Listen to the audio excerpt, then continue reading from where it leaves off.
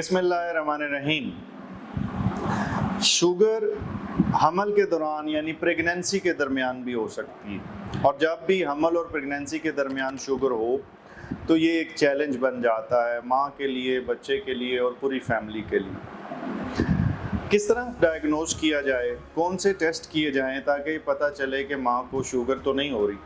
उसके लिए सबसे पहले ये है कि जब हमल 10 हफ्तों का हो जाता है, यानी कि अभी 3 महीने उसके पूरे होने वाले होते हैं, तो शुगर का टेस्ट करवाया जाता है जिसमें फास्टिंग शुगर देखी जाती है, और अगर वो डिस्टर्ब हो तो उसी वक्त अगले टेस्ट भी कुछ करवा लिए जाते हैं। इसके साथ जब हमल तकरीबन 26 हफ्तों का गुजर चुका होता है, 26 से 28 के दरमियान, तो दोबारा एक टेस्ट करवाया जाता है शुगर का। अगर उसके अंदर शक हो, और हम उसको अपनी ज़बान में ग्लूकोज चैलेंज टेस्ट कहते हैं, वो 1 घंटे का होता है। 50 ग्राम उसके अंदर वो पहले चीनी या शुगर एक ख़ास खिलाते हैं, उसके बाद शुगर चेक होती है, और लेवल से ज़्यादा हो तो फिर कंफर्मेशन के लिए एक 3 घंटे वाला टेस्ट करवाया जाता है, जिसके अंदर काफ़ी शुगर ज़्यादा देनी पड़ती है, और उसके बाद उसको चेक किया जाता है कि क्या वाकई शुगर है।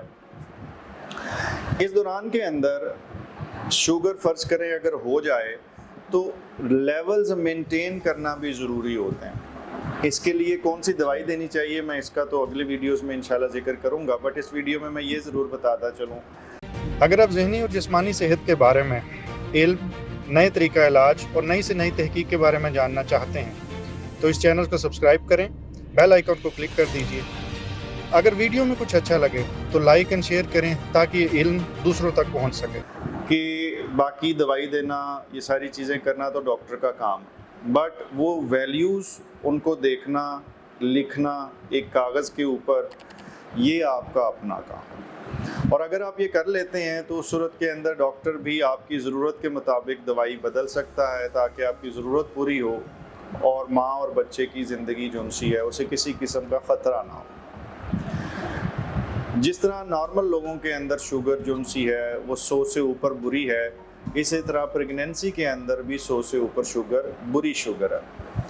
खाने के 2 घंटे बाद अगर 140 से ऊपर शुगर है तो ये भी बुरी शुगर है, अच्छी नहीं है। तो इसको कंट्रोल करके इन्हीं रेंजेस के अंदर रखने की कोशिश करना। एक चीज़ इम्पॉर्टेंट ये होती है कि यूरिन के अंदर शुगर बाज़ हमल के अंदर आ रही होती है। इसका मतलब ये ज़रूरी नहीं कि यूरिन में शुगर आने की वजह से आपको शुगर का कोई सबूत मिल गया। यूरिन में शुगर और थोड़ी सी protein on and off pregnancy के दरमियान आ सकती है, और उसको फिर क्वांटिफाई करना होता है, दूसरी चीज़ों से कंफर्म करना होता है, लेकिन अमूमी तौर पे वो कोई इतनी परेशानी की चीज़ नहीं होती।